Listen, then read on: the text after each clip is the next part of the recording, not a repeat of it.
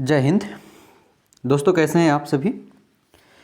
दोस्तों, आज के इस वीडियो में आप जानेंगे एनसीईआरटी साइंस की जो हमारी सीरीज चल रही थी क्लास 8 का चैप्टर नंबर 10 आज आप पढ़ेंगे। चैप्टर नंबर 10 इसलिए क्योंकि न्यू एनसीईआरटी और ओल्ड एनसीईआरटी को जब मैं साथ लेकर चलता हूं तो न्यू एनसीईआरटी में जो चैप्टर नंबर 7 है वो ओल्ड एनसीईआरटी के अनुसार कंटिन्यू 10वीं चैप्टर है।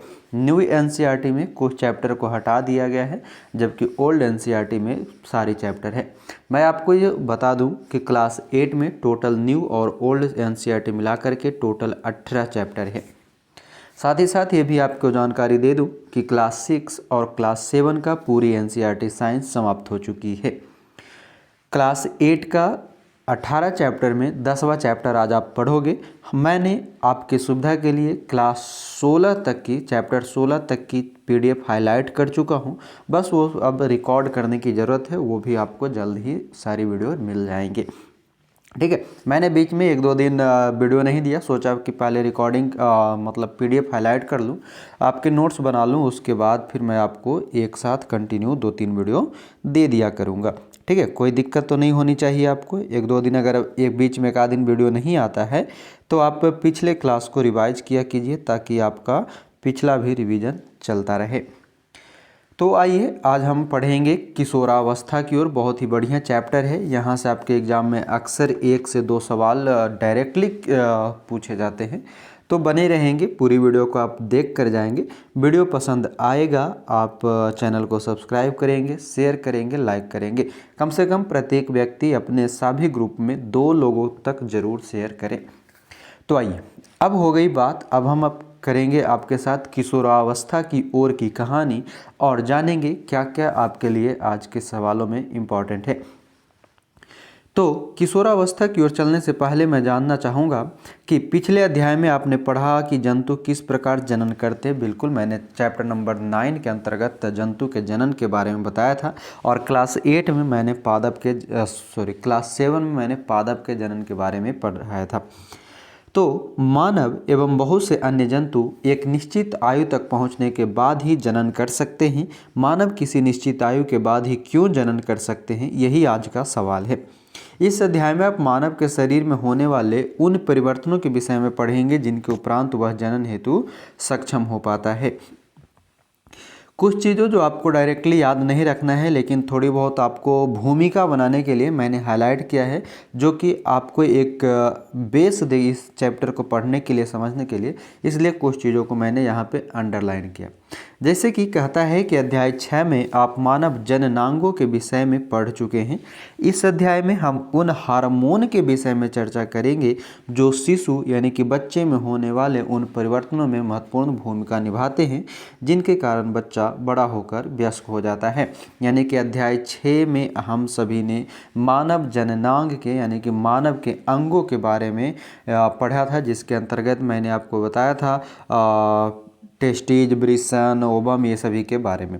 आज हम पढ़ेंगे हार्मोन के बारे में। तो आइए अब ध्यान से समझेंगे और अपना नोट्स बनाएंगे। कहता है किशोरावस्था एवं यौवनावरम।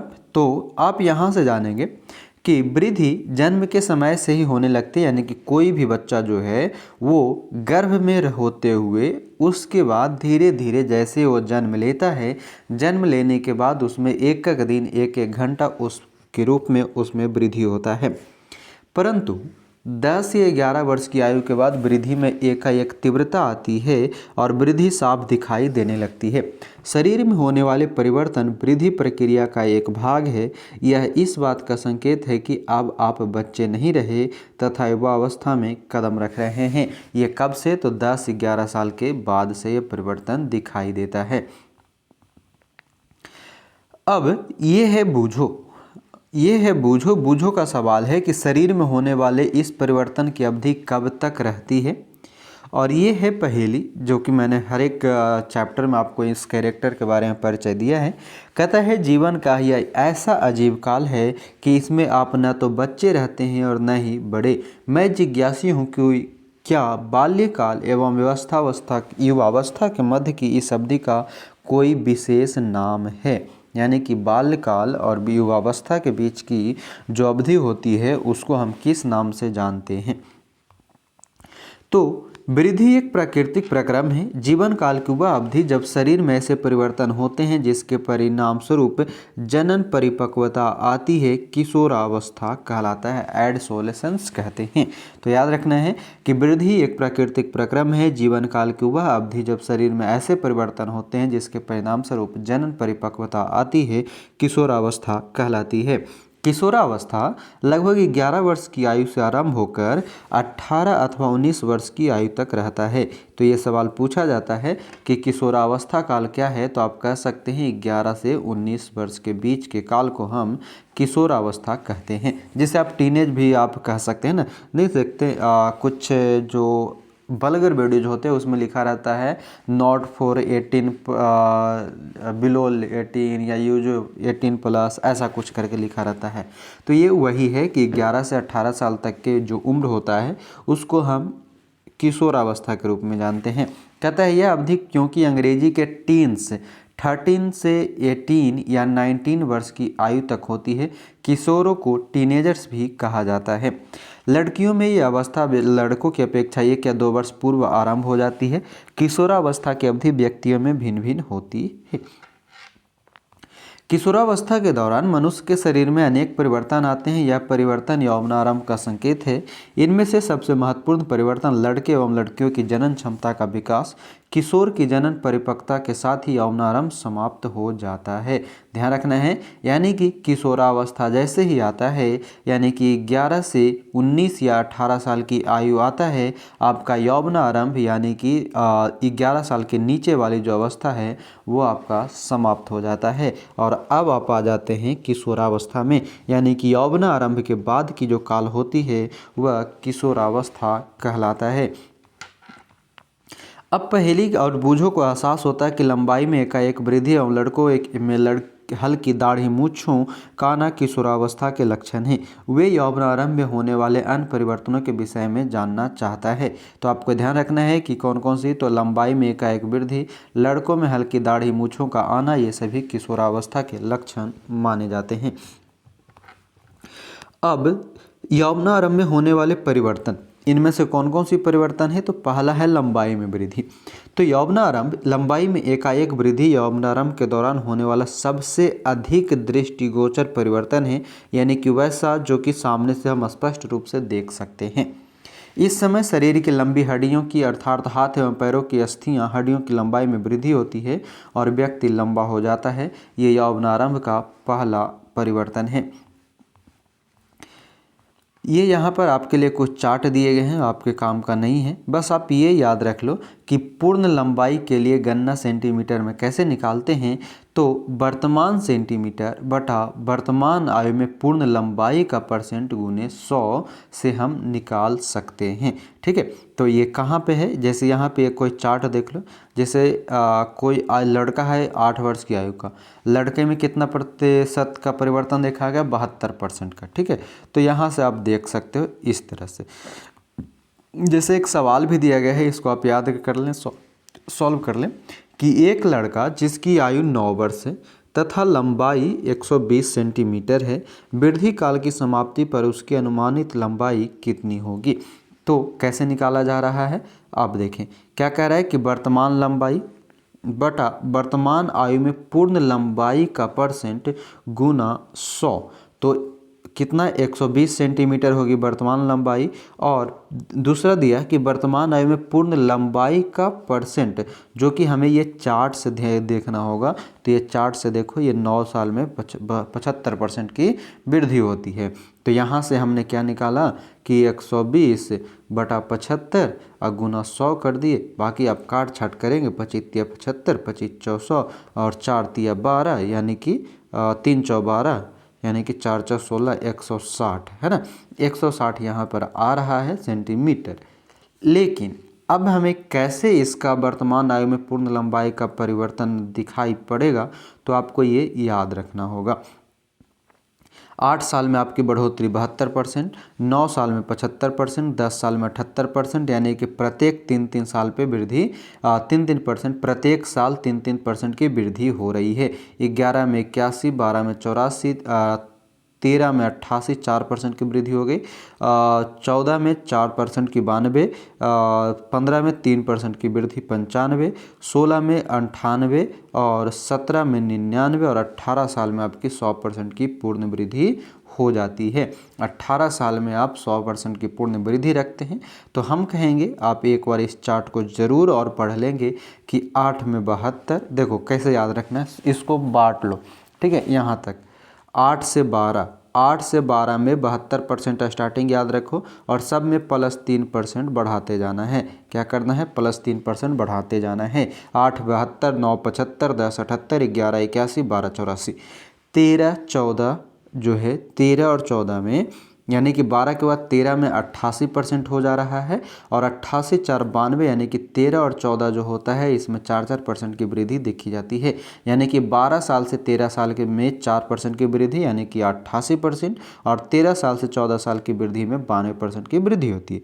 फिर 92 से आ जाता है 95 यानी कि 3% की फिर से वृद्धि, फिर 16 में भी 98% की वृद्धि और फिर 98 से 99, 99 से 100 यानी कि 16 17 18 में 1% की वृद्धि होती है।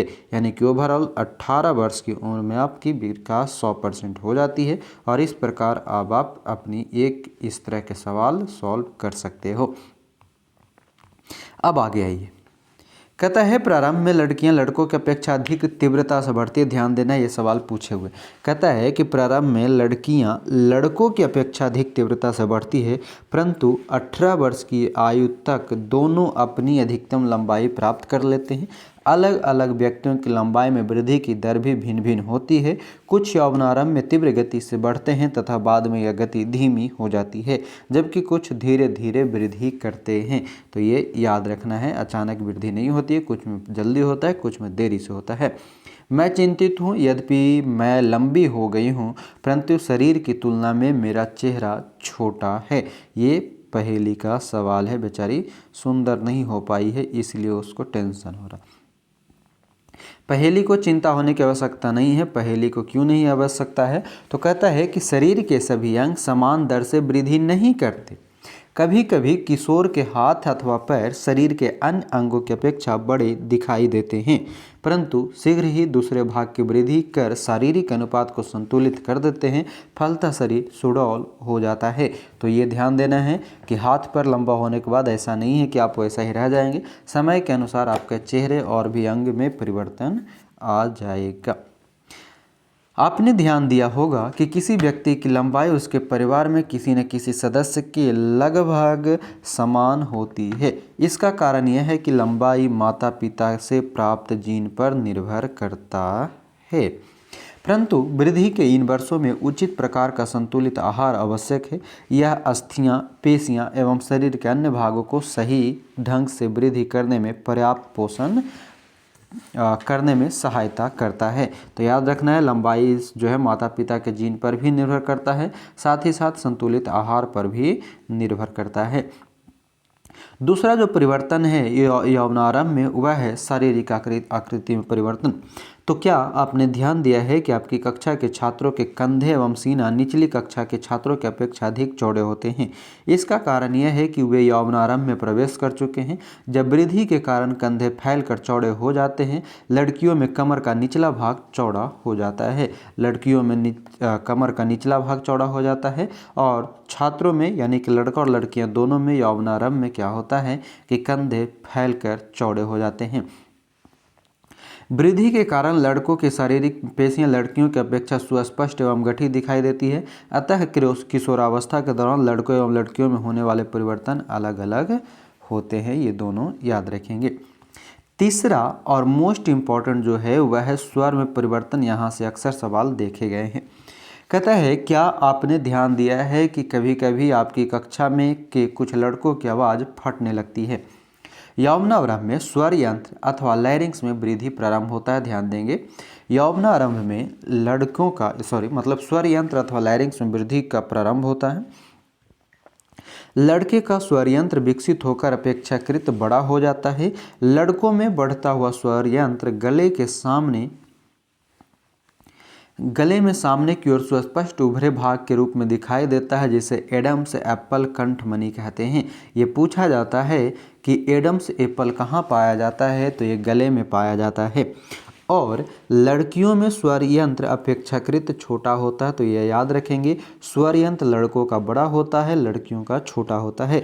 अतः बाहर से सामान्यतः दिखाई नहीं देती है, यानी कि लड़कियों का स्वर यंत्र जो होता है वो बाहर से दिखाई नहीं देता है, लेकिन लड़कों का स्वर यंत्र बाहर से दिखाई देता है। अतः सामान्यतः लड़कियों का स्वर उच्च तारत्व वाला होता है, जबकि लड़कों का स्वर गहरा होता है। ये दोनों पॉइंट पे आप ध्यान देंगे।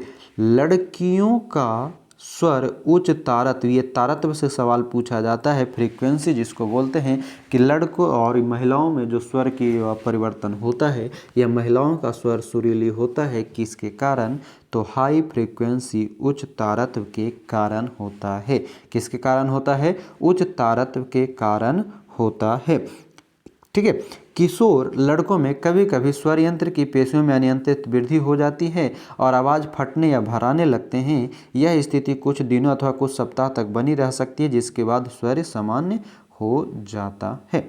तो यहाँ से क्या क्या याद रखना है आपको, पहला कि जो लड़कों में जो मतलब स्वर यंत्र होता है वो गले के समान जो होता है वहाँ पर वो, और इसमें याद रखना है कि यौवनारंभ के समय किसकी वृद्धि हो जाती है, स्वर यंत्र या लैरिंक्स की वृद्धि हो जाती है। और लड़कों का जो स्वर यंत्र विकसित होकर के अपेक्षाकृत लंबा हो जाता है, और लड़कों के स्वर यंत्र को गले के सामने जो देखा जा सकता है उसे एडम्स एप्पल्स कहा जाता है। जबकि लड़कियों का स्वर यंत्र जो होता है वो छोटा होता है, लड़कियों में जो है उच्च तारत्व पाई जाती है। ये देख सकते हो आप एडम्स एप्पल, ये वाली आप अपने कंठ के सामने हाथ लगाओगे तो दिखेगा, ये आगे का उभार दिखता है, इसे हम एडम्स एप्पल कहते हैं। ठीक है। अब कह रहा है बूझो कि मेरे अनेक सहपाठियों की फटी आवाज़ें अब मैं जान गया हूँ, ऐसा क्यों है। अगला है स्वेद एवं तैलीय ग्रंथियों की क्रियाशीलता में वृद्धि। किशोरावस्था में स्वेद एवं तैलीय ग्रंथियों का स्राव बढ़ जाता है। इन ग्रंथियों की अधिक क्रियाशीलता के कारण कुछ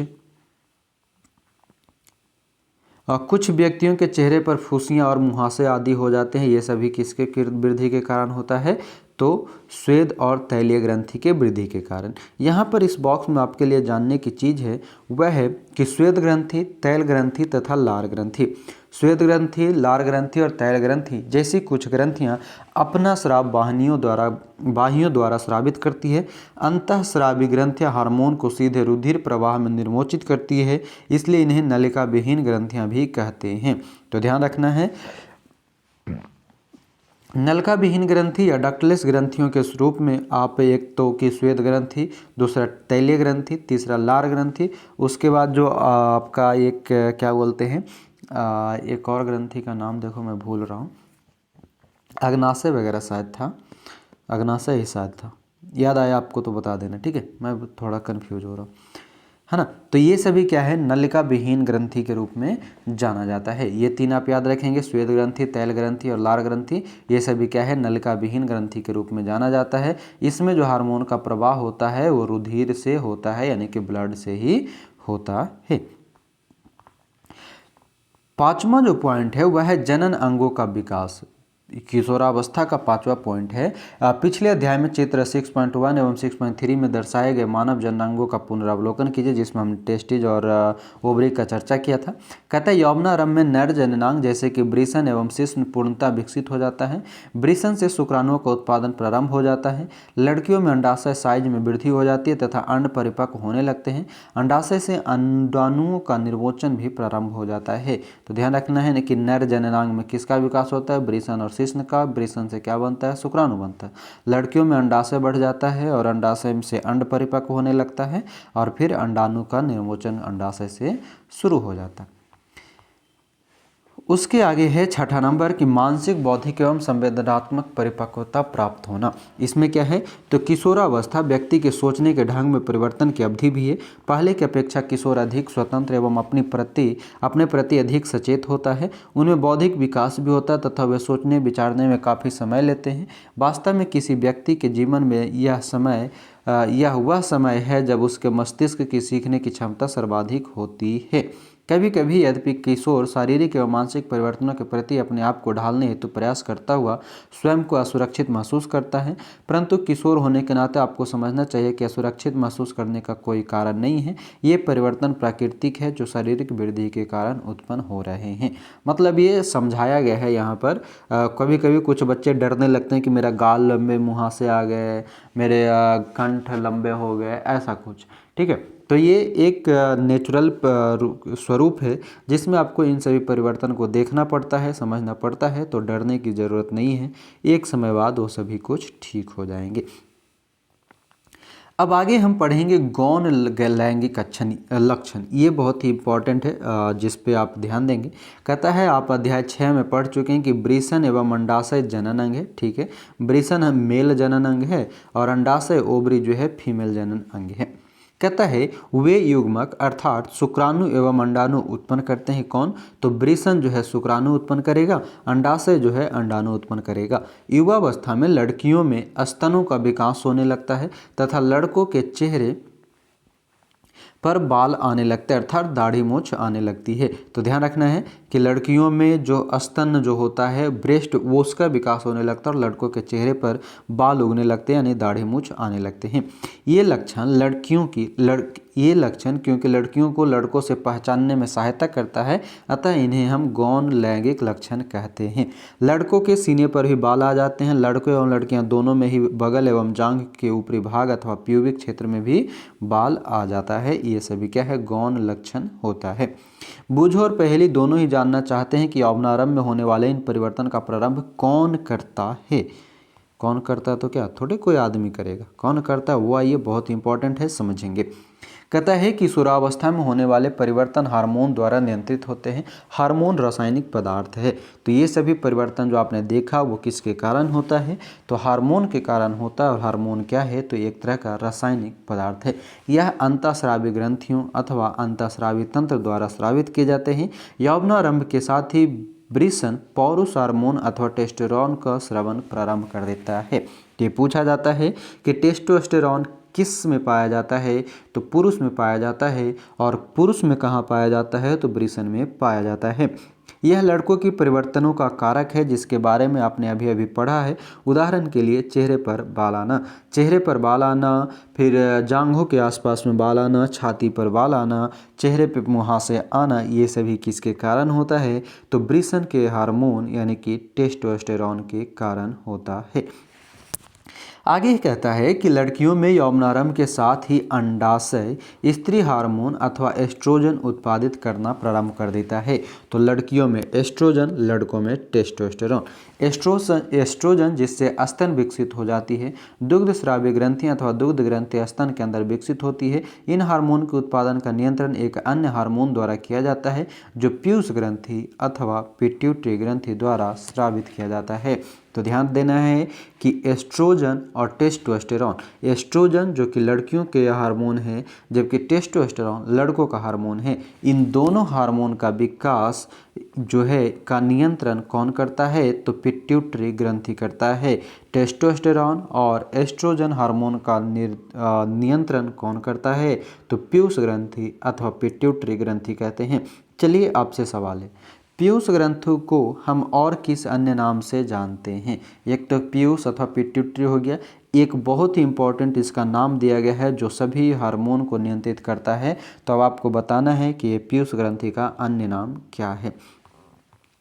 आइए अब हम जानें जनन प्रक्रिया प्रारंभ करने में हार्मोन की भूमिका, यानी कि जनन क्रिया करने में हार्मोन की क्या भूमिका होती है। तो अंतःस्रावी ग्रंथियां हार्मोन रुधिर प्रवाह में स्रावित करती है जिससे वह शरीर के विशिष्ट भाग अथवा लक्ष्य स्थल तक पहुंच सके। लक्ष्य स्थल हार्मोन के प्रति अनुक्रिया करता है। तो ध्यान देना है, अंतःस्रावी ग्रंथियां में हार्मोन किससे स्रावित होता है? तो रुधिर से, यानी कि ब्लड से होता है। हमारे शरीर में अनेक अंतःस्रावी ग्रंथियां हैं। वृषण एवं अंडाशय लैंगिक हार्मोन स्रावित करता है। वृषण और अंडाशय जो है वो लैंगिक हार्मोन स्रावित करता है। आपने कभी अभी पढ़ा है कि यह हार्मोन गौण लैंगिक लक्षणों के लिए उत्तरदायी है। कौन? तो वृषण और अंडाशय। लैंगिक हार्मोन भी पीयूष ग्रंथि द्वारा स्रावित हार्मोन के नियंत्रण में है। क्या है? लैंगिक हार्मोन यानी कि जो एस्ट्रोजन और टेस्टोस्टेरोन भी पीयूष ग्रंथि द्वारा स्रावित हार्मोन के नियंत्रण में होता है। पीयूष ग्रंथि अनेक हार्मोन स्रावित करती है। उनमें से एक हार्मोन अंडाशय में अंडाणु एवं वृषण में शुक्राणु के परिपक्व होने में नियंत्रित करता है। पीयूष ग्रंथि में अनेकों हार्मोन होता है, जिसमें से एक अंडाशय में कौन करता है तो एस्ट्रोजन करता है, और शुक्राणु यानी कि वृषण में कौन करता है तो टेस्टोस्टेरोन करता है। अब ये समझो, पीयूष ग्रंथि से स्रावित हार्मोन जननांगों को और टेस्टोस्टेरोन पुरुष एवं नर में तथा एस्ट्रोजन स्त्रियों में स्रावित करने के लिए उद्दीपित करता है। ये याद रखना है, पीयूष ग्रंथि टेस्टोस्टेरोन और एस्ट्रोजन को उत्तेजित करता है। रुधिर प्रवाह में स्रावित किया जाता है तथा शरीर के विभिन्न भागों तक पहुंचाता है। तो ये ध्यान रखना है कि पीयूष ग्रंथि से निकली हुई हार्मोन टेस्टोस्टेरोन और एस्ट्रोजन वो रुधिर प्रवाह से स्रावित होता है, यही इंपॉर्टेंट है। उसके बाद यौवनारंभ के समय शरीर में परिवर्तनों को उत्तेजित यानी कि उत्तेजना देता है। पहेली और बूझो अब समझ गए हैं कि यौवनारंभ व्यक्ति में जनन अवधि का प्रारंभ है, जब व्यक्ति जनन की क्षमता प्राप्त करता है, परंतु वे जानना चाहता है कि क्या जनन काल एक बार प्रारंभ होने के बाद जीवन पर्यंत तक चलता रहता है या कभी समाप्त होता है।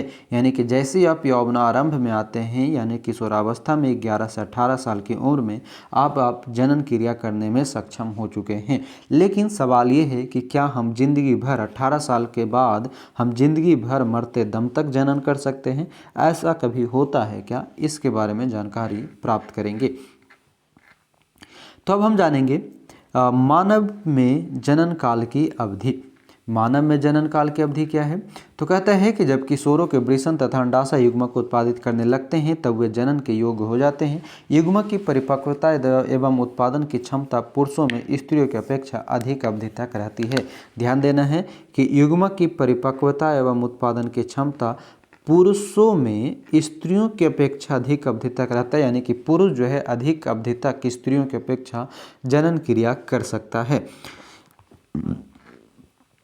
स्त्रियों में जननावस्था का प्रारंभ यौवनारंभ 10 से 12 वर्ष की आयु से हो जाता है तथा सामान्यतः 45 से 50 वर्ष की आयु तक चलता रहता है।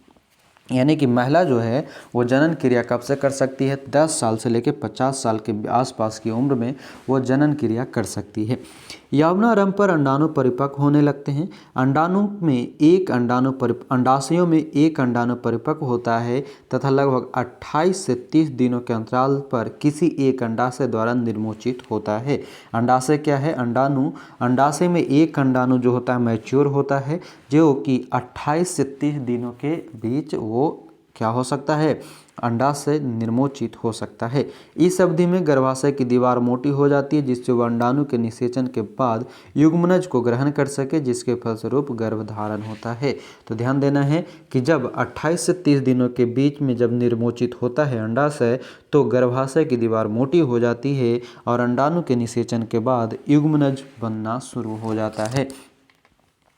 यदि अंडाणु का निषेचन नहीं हो पाता तब उस स्थिति में अंडाणु तथा गर्भाशय का मोटा स्तर उसकी रुधिर वाहिकाओं सहित निस्तारित हो जाता है, मतलब वो फैल जाता है। इससे स्त्रियों में रक्तस्राव होता है, जिसे ऋतुस्राव अथवा रजोधर्म कहते हैं। ऋतुस्राव लगभग 28 से 30 दिनों में एक बार होता है। तो ध्यान देना है, महिलाओं में जो ऋतुस्राव जिसे हम मेंस्ट्रुअल साइकिल बोलते हैं, ये कितना दिन में?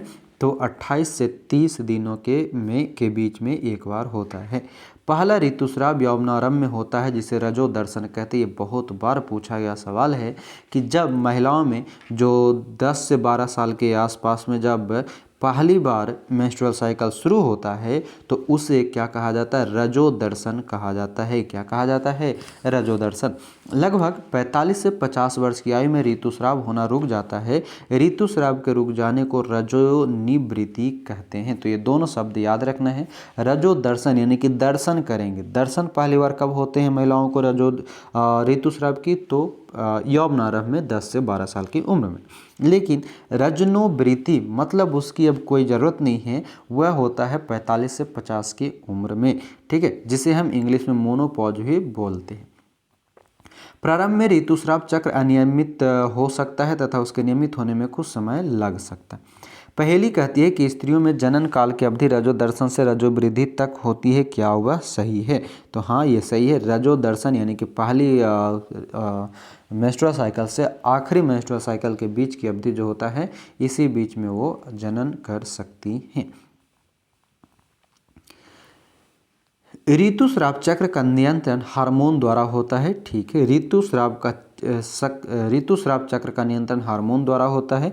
इस चक्र में अंडाणु का परिपक्व होना, इसका निर्मोचन, गर्भाशय की दीवार का मोटा होना एवं निषेचन न होने की स्थिति में उसका टूटना शामिल होता है। यदि अंडाणु का निषेचन हो जाता है तो वह विभाजन करता है तथा गर्भाशय में विकास के लिए स्थापित हो जाता है। तो ध्यान देना है, ये कितनी कठिन प्रक्रिया है महिलाओं के लिए, वो आप समझिए।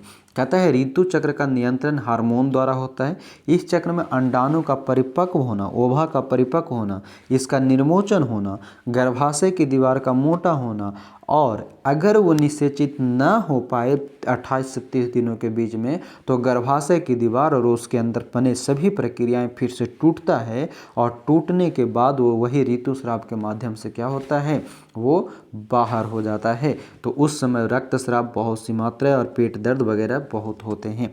उस समय के बीच के काल में अगर आप देखेंगे तो लड़कियां या महिलाएं जो होती है चिड़चिड़ापन अवस्था में होती है, उनको ज़रूरत होती है तो किसी के हेल्प की, मदद की। तो अगर आपके घर में ऐसे कोई महिला सदस्य हुआ करें या कोई भी आपकी बहन, पत्नी और भी कोई भी हो सकते हैं, उनको जब ये प्रक्रिया जब शुरू हो महीने में आखिरी जो 25 से 28 दिनों के बीच में, 30 दिनों के बीच में जो होता है, तब आप उन्हें समझा करें और उनका हेल्प किया करें किसी भी काम करने में। उन्हें 1-2 दिन का रेस्ट दें, आराम दें और उनसे गुस्से में बात ना किया करें, क्योंकि वो चिड़चिड़ापन महसूस करते हैं और इस कारण उन्हें एक तो कि आंतरिक पेन और दूसरा बाहरी पेन भी होना शुरू होता है और वो ज़्यादा स्ट्रेस में रहना शुरू कर जाती हैं, ठीक है।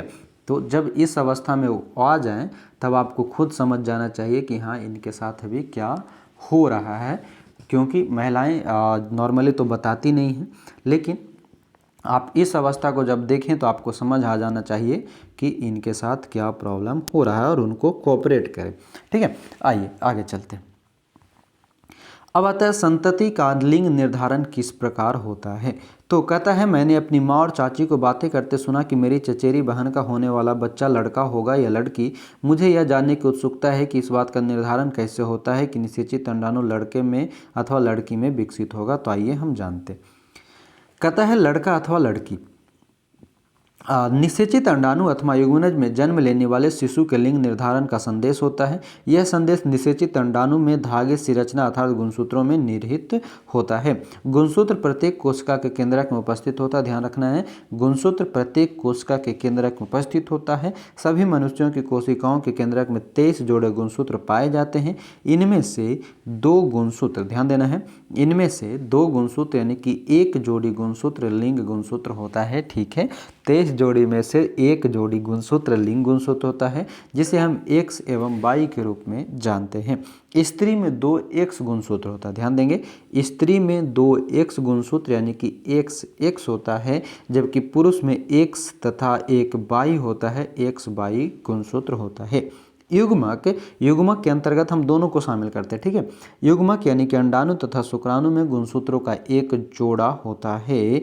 अनिषेचित अंडाणुओं में सदा एक X गुणसूत्र होता है। ध्यान देंगे, अनिषेचित अंडाणु में सदा एक X गुणसूत्र होता है, परंतु शुक्राणु 2 प्रकार के होते हैं। ध्यान देना है, कहता है अनिषेचित अंडाणु में सदा एक X गुणसूत्र होता है, मतलब अनिषेचित जो अनफर्टिलाइज होता है उसमें हमेशा X गुणसूत्र मौजूद होता है। X गुणसूत्र हमेशा मौजूद रहेगा, लेकिन एक जो है X या Y गुणसूत्र ये बाद में होता है। तो ये कह रहा है शुक्राणु 2 प्रकार के होते हैं, जिनमें एक प्रकार में X गुणसूत्र तथा दूसरे प्रकार में Y गुणसूत्र होता है।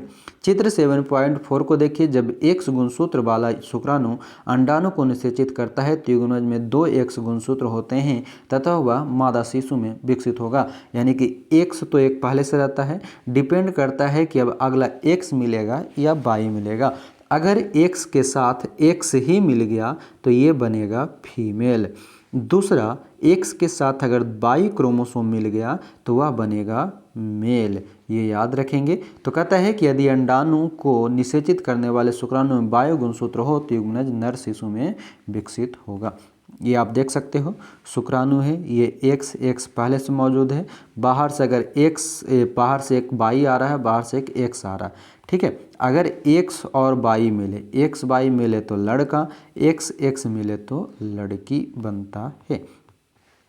अब आप जान गए हैं कि जन्म से पूर्व शिशु के लिंग का निर्धारण उसके पिता के लिंग गुणसूत्र, इससे भी बहुत बार सवाल पूछे गए हैं कि बच्चों का जो लिंग निर्धारित होता है वो किससे होता है, तो पिता के लिंग निर्धारण से होता है।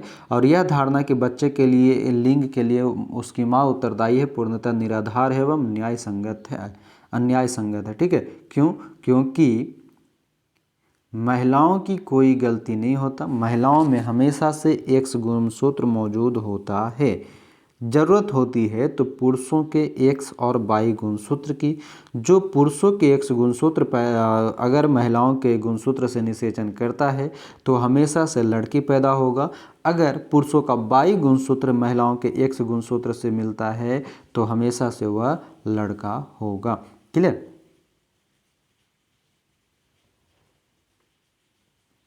क्लियर? आगे बढ़ते हैं। अब है लिंग हार्मोन के अतिरिक्त अन्य हार्मोन। यहाँ से और भी इंपॉर्टेंट आपके सवाल आने वाले हैं। जल्दी से 2 लिंग हार्मोन के नाम आप टाइप करो। 2 लिंग हार्मोन आप बताओ, जिसमें एक मेल वाला बताना और दूसरा फीमेल वाला बताना, ठीक है। जल्दी से आप बताएंगे। आइए अब हम जानते हैं लिंग हार्मोन के अतिरिक्त अन्य हार्मोन। तो चित्र 7.3 का पुनः अवलोकन कीजिए, जो ऊपर में था, जो ऐसा चार्ट बना हुआ था ना, दिखा ही देते आपको। 7.333 ये वाली, हाँ ये वाली आप देख लो। पीयूष ग्रंथि से टेस्टोस्टेरोन और एस्ट्रोजन निकला, फिर उसके बाद रुधिर प्रवाह से वो शरीर में फैला, यौनारंभ को उद्दीपित किया। तो यह चीज़ वो बता रहा था, दिखा दिए ताकि आपको रिकॉल हो जाए। अब आइए, कहता है पीयूष ग्रंथि द्वारा स्रावित हार्मोन जननांगों को उनके हार्मोन उत्पन्न करने के लिए उद्दीपित करते हैं। आप पढ़ ही चुके हैं कि पीयूष ग्रंथि एक अंतःस्रावी ग्रंथि है जो मस्तिष्क से जुड़ी होती है। पीयूष ग्रंथि कैसा ग्रंथि है? अंतःस्रावी ग्रंथि है। और ये किस से जुड़ा होता है? तो पीयूष ग्रंथि मस्तिष्क यानी कि ब्रेन से जुड़ा होता है। पीयूष ग्रंथि वृषण एवं अंडाशय के अतिरिक्त हमारे शरीर में थायराइड, ध्यान देंगे, अग्नाशय एवं एड्रिनल, अधिवृक्क जैसी कुछ अन्य अंतःस्रावी ग्रंथियां भी है। पीयूष ग्रंथि के अलावा हमारे शरीर में और कौन कौन से अंतःस्रावी ग्रंथि है? तो थायराइड, अग्नाशय, एड्रिनल, ये सभी अंतःस्रावी ग्रंथि है। तो याद रखना है, पीयूष ग्रंथि जो कि वृषण और अंडाशय में पाया जाता है। तो पीयूष ग्रंथि में वृषण से कौन सा आ रहा था? टेस्टोस्टेरोन, है ना। और अंडाशय से कौन आ रहा था? एस्ट्रोजन, अंडाशय से एस्ट्रोजन आ रहा था। उसके अलावा यानी कि पीयूष ग्रंथि के अलावा हमारे शरीर में जो अंतःस्रावी ग्रंथियाँ हैं वह है थायराइड, अग्नाशय और एड्रिनल। पीछे हम लोगों ने पढ़ा था तेल ग्रंथि, स्वेद ग्रंथि, ये सभी जो पढ़ा था ये कैसा था? नलिका विहीन ग्रंथि था। आइए ये देख लीजिए, पिक्चर में आपको दिखाई दे रहे होंगे। पीयूष ग्रंथि को देख लो, ये बीच दिमाग में घुसा हुआ है क्योंकि हमारे मस्तिष्क से नियंत्रित होता है। दूसरा ये थायराइड है जो कि कंठ के पास में होता है। तीसरा एड्रिनल ग्रंथि है और उसके बाद अग्नाशय के पास में ही देख लो, ये एड्रिनल ग्रंथि है। फिर स्त्रियों में अंडाशय की स्थिति यहाँ होता है, उसके बाद वृषण है नीचे। तो मनुष्य के शरीर में अंतःस्रावी ग्रंथियों की स्थिति ये वाली आप देख सकते हैं। ये हो गया वृषण में आपको मिलेगा पीयूष ग्रंथि से कंट्रोल होने वाला टेस्टोस्टेरोन। ये हो गया अंडाशय में पीयूष ग्रंथि से कंट्रोल होने वाला एस्ट्रोजन पाया जाएगा। ये अग्नाशय में पाया जाता है जो कि एड्रिनल ग्रंथि होता है। उसके बाद कंठ में पाया जाता है थायराइड ग्रंथि, और मस्तिष्क में पाया जाता है आपका पीयूष ग्रंथि। क्लियर? ये सभी के सभी कैसा ग्रंथि है?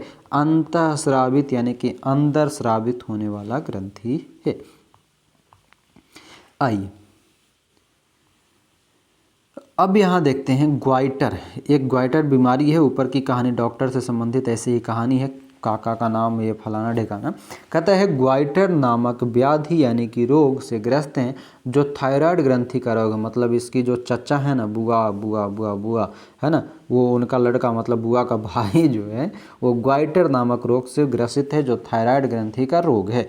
काका की थायराइड ग्रंथि थायरोक्सिन हार्मोन का उत्पादन नहीं कर रही थी। उनकी बुआ ने यह भी बताया कि उनके फूफा जी मधुमेह से पीड़ित है क्योंकि उनका अग्नाशय इंसुलिन हार्मोन का उत्पादन पर्याप्त मात्रा में नहीं कर रहा है। यानी कि बूझो के जो काका हैं उनको दो बीमारी है। एक बीमारी है ग्वाइटर, जिसको हम घेघा कहते हैं। क्या कहते हैं? घेघा कहते हैं। क्या कहते हैं? घेघा बीमारी कहते हैं। जो घेघा बीमारी है ये थायरॉक्सिन ग्रंथि के कारण होता है। थायरॉक्सिन ग्रंथि से थायरॉक्सिन हार्मोन उत्पादित होता है। ध्यान देंगे, थायरॉक्सिन ग्रंथि से थायरॉक्सिन हार्मोन का उत्पादन होता है। अगर थायराइड ग्रंथि से थायरॉक्सिन ग्रंथि का हार्मोन का उत्पादन नहीं होता है तो ग्वाइटर नामक बीमारी हो जाता है। साथ ही साथ अगर अग्नाशय से इंसुलिन हार्मोन ना बने तो मधुमेह रोग हो जाता है। डायबिटीज, अग्नाशय से अगर इंसुलिन हार्मोन का उत्पादन ना हो तो मधुमेह रोग हो जाता है। तो ध्यान दे लेंगे, अग्नाशय में एक के पास में कौन सी ग्रंथि पाई जा रही थी? एक एड्रिनल ग्रंथि उससे ऊपर में, और नीचे में अग्नाशय ग्रंथि पाई जा रही थी। अग्नाशय ग्रंथि जो होता है वो मधुमेह बीमारी के लिए जिम्मेदार होता है। क्लियर? तो मधुमेह किसकी कमी से? तो इंसुलिन की कमी से होता है। इंसुलिन क्या है? एक प्रकार का हार्मोन है। ये अग्नाशय के बीटा सेल से निकलता है। ठीक है, आगे की क्लास में हम इसके बारे में पढ़ेंगे। कहता है एड्रिनल ग्रंथि ऐसे हार्मोन स्रावित करते हैं जो रुधिर में नमक की मात्रा को संतुलित करता है। एड्रेनलिन नामक हार्मोन का स्रावन भी करता है। एड्रेनलिन क्रोध, चिंता एवं उत्तेजना की अवस्था में तनाव के संयोजन का कार्य करता है। क्लियर? तो क्या है कि एड्रिनल ग्रंथि ऐसे हार्मोन स्रावित करता है जो रुधिर में नमक की मात्रा को संतुलित करता है। एड्रेनलिन नामक हार्मोन का स्रावन भी करता है। और एड्रेनलिन से क्या होता है? तो क्रोध, चिंता, उत्तेजना की अवस्था, ये सभी एड्रेनल ग्रंथि से होता है। क्लियर? थायराइड एवं एड्रिनल ग्रंथि पीयूष ग्रंथि द्वारा स्रावित हार्मोन के माध्यम से प्राप्त आदेश के अनुसार ही अपने हार्मोन का स्रावन करती है। पीयूष ग्रंथि वृद्धि हार्मोन भी स्रावित करता है जो व्यक्ति की समान वृद्धि के लिए आवश्यक है। तो ध्यान देना है, थायराइड ग्रंथि और एड्रिनल ग्रंथि जो है पीयूष ग्रंथि से स्रावित हार्मोन के माध्यम से ही काम करता है, इसीलिए हम इसको मास्टर ग्रंथि भी बोलते हैं। ठीक है, और पीयूष ग्रंथि जो है वृद्धि हार्मोन को भी स्रावित करता है। क्या अन्य जंतुओं में भी हार्मोन स्रावित होता है? क्या जनन प्रक्रिया में उनका कोई योगदान है? तो आइए जानते हैं। कहता है कीट एवं मेढक में जीवन चक्र पूर्ण करने में हार्मोन का योगदान। तो आप मेढक के जीवन चक्र के विषय में तो पढ़ ही चुके हैं, मैंने बताया भी था क्लास 6 के अंतर्गत, मतलब क्लास 6 नहीं, चैप्टर 6। इसके अनुसार न्यू एनसीईआरटी के अनुसार चैप्टर 6, ओल्ड एनसीईआरटी के अनुसार चैप्टर 9 में। ठीक है, आइए तो क्या कह रहे थे कि टैडपोल को वयस्क मेढक बनने के लिए अनेक चरणों से गुजरना पड़ता था। हमने 4 चरण देखा था टैडपोल बनने के लिए। ठीक है, हाँ, एक अंडा था, फिर छोटा टैडपोल था, फिर बड़ा टैडपोल था, फिर बड़ा मेढक था। ये 4 चरण हमने देखा था। आइए तो कहता है टैडपोल को वयस्क मेढक बनने के लिए अनेक चरणों से गुजरना पड़ता है। लार्वा से वयस्क बनने में इस परिवर्तन को क्यांतरण कहते हैं। कीटों में क्यांतरण का नियंत्रण कीट हार्मोन द्वारा होता है। मेढक में थायराइड द्वारा स्रावित हार्मोन थायरॉक्सिन इसका नियमन करता है। तो मेढक में भी थायराइड ग्रंथि होता है और थायरॉक्सिन हार्मोन स्रावित होता है। थायरॉक्सिन के उत्पादन के लिए जल में आयोडीन की उपस्थिति आवश्यक है। यदि जल में जिसमें टैडपोल वृद्धि कर रहे हैं पर्याप्त मात्रा में आयोडीन नहीं हो तो टैडपोल वयस्क मेढक में परिवर्तित नहीं हो सकता। ध्यान देना है, यानी कि आपको याद रखना है कि टैडपोल को बड़ा होने के लिए किस ग्रंथि का जिम्मेदार देना है? तो थायरॉक्सिन यानी कि थायराइड ग्रंथि। और थायराइड ग्रंथि कहाँ काम करता है? जहाँ पर नमक की मात्रा हो। नमक की मात्रा यानी कि आयोडीन की मात्रा जहाँ होता है वहीं पे थायराइड ग्रंथि काम करता है। अब बूझो कह रहा है कि यदि व्यक्ति के आहार में अपर्याप्त आयोडीन ना हो तो क्या उन्हें थायरॉक्सिन की कमी के कारण ग्वाइटर हो जाएगा? ये सवाल है। अभी तक हमने पढ़ा था थायरॉक्सिन में ये जो थायराइड ग्रंथि के बारे में जहाँ ग्वाइटर हो रहा था, तो यहाँ इसका सवाल है कि अगर आयोडीन की कमी हो तो क्या उसको ग्वाइटर हो जाएगा? तो हाँ, हो जाएगा। लेकिन ये हमारा जवाब है। आइए हम इसका जवाब तो जानते हैं, और इसका जवाब यही है कि किसी पत्रिका अथवा डॉक्टर से सूचना एकत्र कर आयोडीन युक्त नमक के उपयोग पर एक नोट तैयार कीजिए। इसकी जानकारी इंटरनेट पर भी है। बस आपको ग्वाइटर के बारे में हम बता दिए कि हाँ हो जाएगा आयोडीन की कमी से, लेकिन बाकी जानकारी आप इंटरनेट से प्राप्त कर लो और डॉक्टर से मिल लो। आइए अगला जो हमारा पॉइंट है वह है जननात्मक स्वास्थ्य। ये क्या है भाई जननात्मक स्वास्थ्य? तो जननात्मक स्वास्थ्य कहता है कि व्यक्ति का कायिक एवं मानसिक विसंगति मुक्त होना उस व्यक्ति का स्वास्थ्य कहलाता है। मतलब आप मानसिक रूप से और कार्य के रूप में आप सभी तरह से अगर ठीक हैं तभी आप स्वस्थ कहलाएंगे। किसी भी आयु के व्यक्ति के शरीर को स्वस्थ रखने के लिए उसे संतुलित आहार की आवश्यकता होती है। व्यक्ति को व्यक्तिगत स्वच्छता एवं सफाई का नियमित रूप से पालन एवं पर्याप्त शारीरिक व्यायाम की भी करना चाहिए। किशोरावस्था में जब शरीर वृद्धि करता है तो उपरोक्त बातें और भी अधिक आवश्यक हो जाती है। कौन कौन सी? तो ये ध्यान देंगे। कहता है किशोर की पोषण आवश्यकताएं। किशोरावस्था तीव्र वृद्धि एवं विकास की अवस्था है, अतः किसी भी किशोर को आहार नियोजन अत्यंत सावधानीपूर्वक चाहिए। आप पढ़ ही चुके हैं कि संतुलित आहार क्या है। स्मरण कीजिए कि संतुलित आहार का अर्थ है भोजन में प्रोटीन। देखो ये वाली जो है ना आपके एग्जाम के लिए उतनी इंपॉर्टेंट इधर वाली लाइन नहीं है, इसलिए मैं थोड़ा लपेट के चलूँगा, ठीक है। लेकिन अभी ये ध्यान रखो कि संतुलित आहार में आपका भोजन में प्रोटीन, कार्बोहाइड्रेट, वसा, विटामिन एवं खनिज का पर्याप्त मात्रा में समावेशन होना चाहिए। साथ ही साथ कह रहा है हमारा भारतीय भोजन जिसमें रोटी, चावल, दाल एवं सब्जियां होती है एक संतुलित आहार है। तो ये ध्यान देंगे, रोटी, चावल, दाल, सब्जी ये सभी संतुलित आहार है। दूध अपने आप में संतुलित भोजन है। फल भी हमें पोषण देता है। शिशु को माँ के दूध में संपूर्ण पोषण मिलता है जिसकी उन्हें ज़रूरत होती है। तो रोटी, चावल, दाल, सब्जी ये सभी क्या है? तो भोजन है, संतुलित आहार है।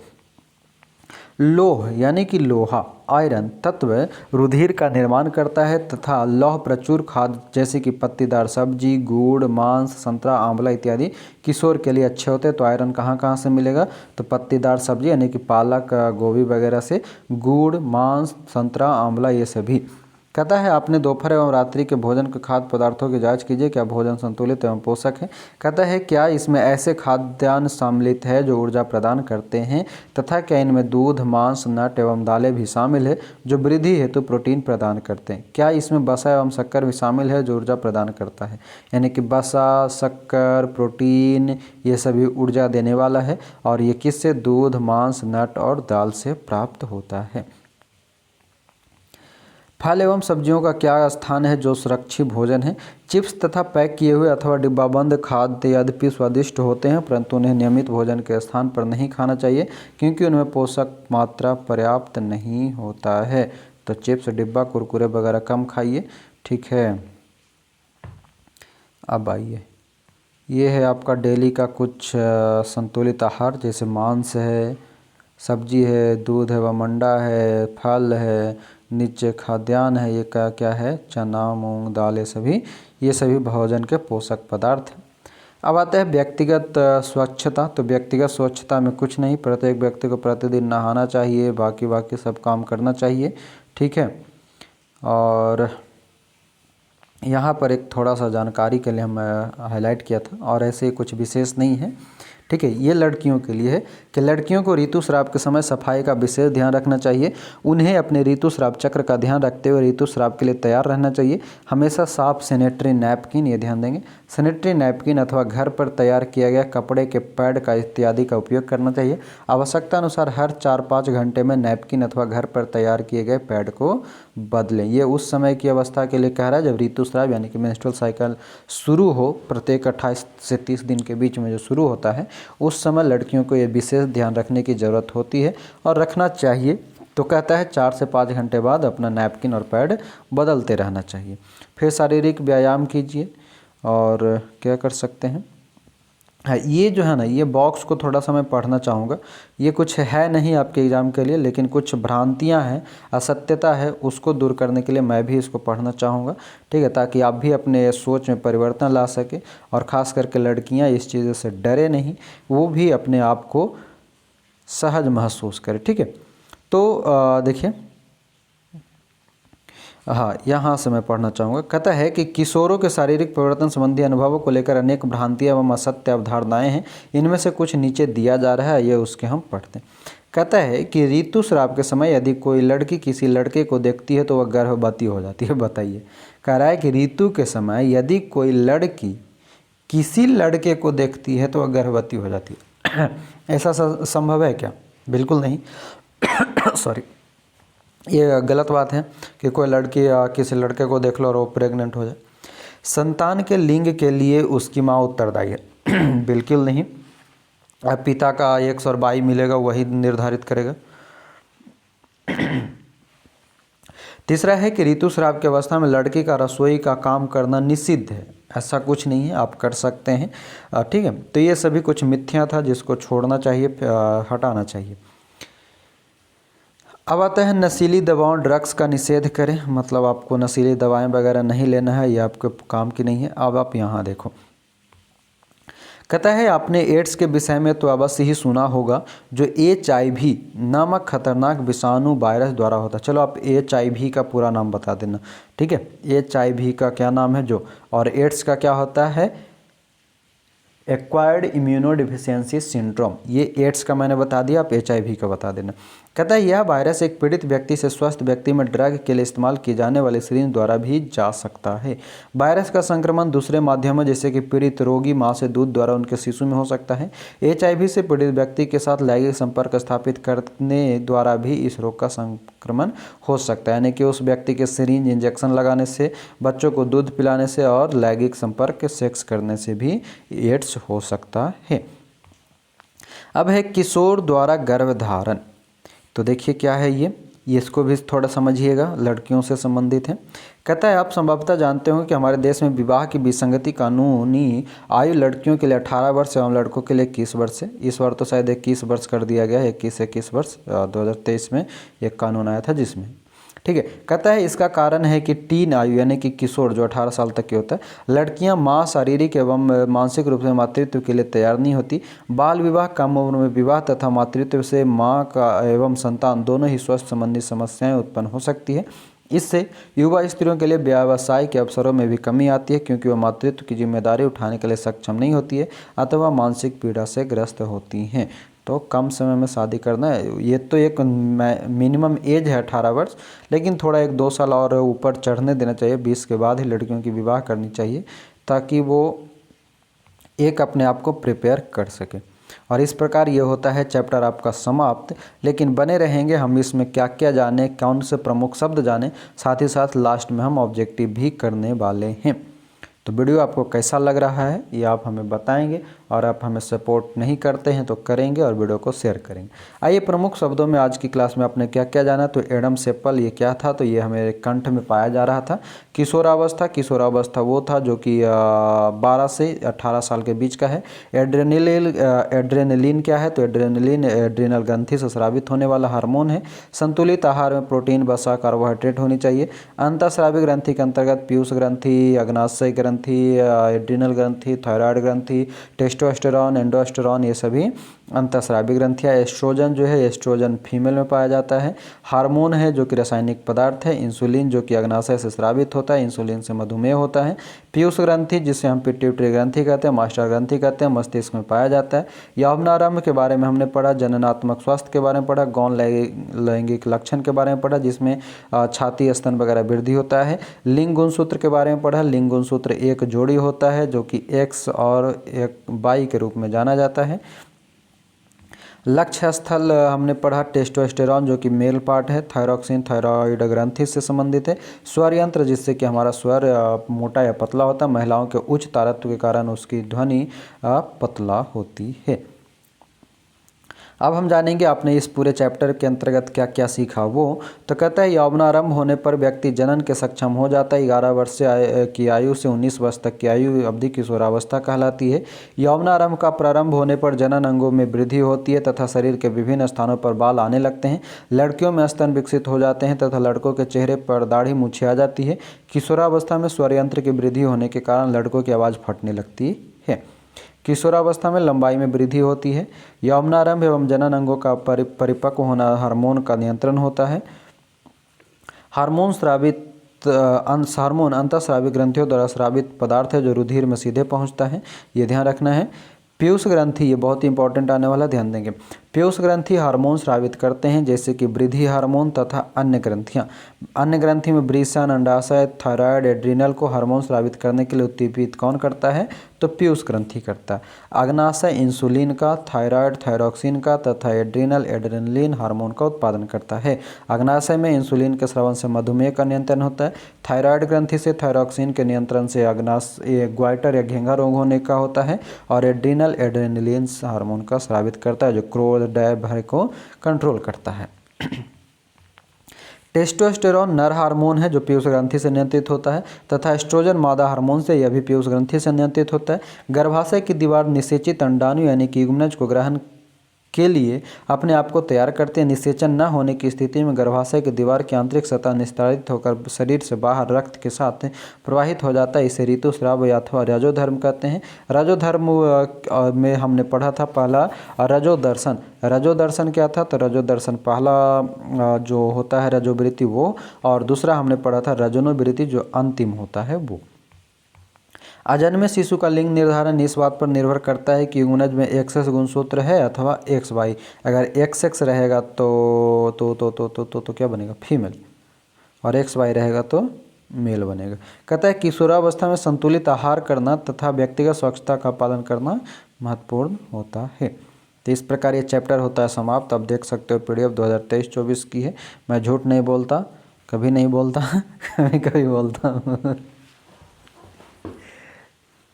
इंसान है तो आदमी तो झूठ बोलेगा ही, क्या बात करते हैं आप भी है।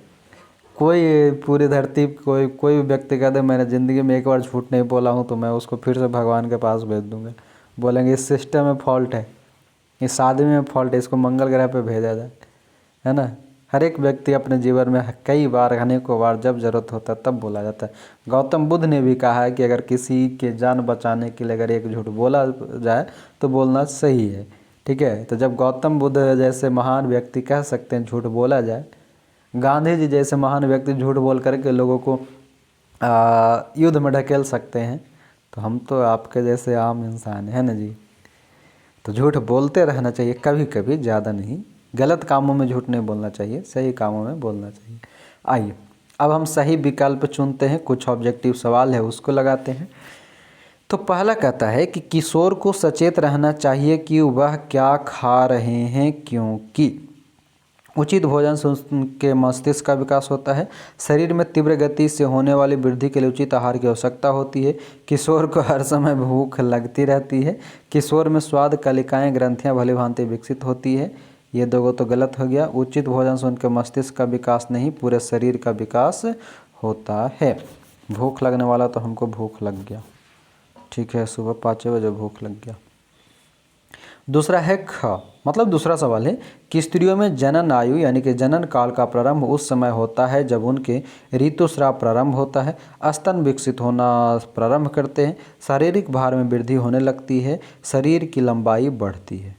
स्त्रियों में जनन आयु, जनन काल का प्रारंभ उस समय होता है जब उनके ऋतुस्राव प्रारंभ होता है, ठीक है। ऋतुस्राव जब प्रारंभ हो जाएगा तो जनन काल शुरू हो जाएगा। अगला, निम्न में से कौन सा आहार किशोर के लिए सर्वोचित है? Chips, noodles, Coke. आपके जैसा लालची रहेगा वो खा ही जाएगा। रोटी, दाल, सब्जी, चावल, नूडल, बर्गर, ये भी फास्ट फूड में आता है। शाकाहारी टिक्की, चिप्स, लेमन पे चिप्स जहाँ आ जाए, नूडल्स आ जाए, बर्गर आ जाए, पिज्ज़ा आ जाए, ये सभी नहीं होगा। तो रोटी, दाल, सब्जी ये हमारा सही हो जाएगा। अब है निम्न पर टिप्पणी लिखे, यानी कि आपको शॉर्ट आंसर लिखना है। एडम एप्पल जो कंठ में था, गौन लगेगा लक्षण जो हमने देखा, बाल वगैरह आना।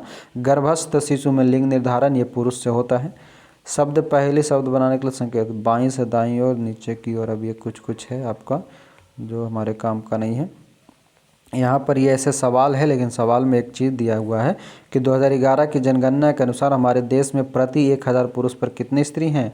940। ऐसा क्यों है वो पता लगाना है। और एक पता लगाना है एमनियोसिंटेसिस क्या है। तो ये एमनियोसिंटेसिस जो है ये लिंग वगैरह के निर्धारण से संबंधित होता है। आप इसके बारे में और सर्च कर लेंगे, ठीक है। और है कुछ? तो अब कुछ नहीं है। तो ये चैप्टर नंबर 10 भी आपका होता है फाइनली कंप्लीट। अब बच गए मात्र 8 चैप्टर। जिसमें से 16 चैप्टर तक मैंने हाईलाइट कर दिया है। 17वें चैप्टर में हाथ लगा दिए हैं, उसको भी जल्द कंप्लीट कर देंगे। ठीक है, आगे के चैप्टर जो है थोड़ा बड़े बड़े 15-16 पेज की है, ऐसे 12-13 पेज का रहता था। आगे के 2-3 चैप्टर कम पढ़ना है, कम इम्पोर्टेंट है, लेकिन लंबा लंबा है। ठीक है, तो मुझे तो पढ़ना तो पूरा ही पड़ रहा है ना, तो समय निकाल के मैं कर रहा हूँ थोड़े थोड़े करके, 2-2 4-4 पेज करके। तो बस आप हमारे साथ यूँ ही बने रहिए, हम आपकी जो ज़रूरत है वो उसको पूरा करते रहेंगे। बस आप हमारी भी ज़रूरत को पूरा करते रहो, शेयर वगैरह करते रहो।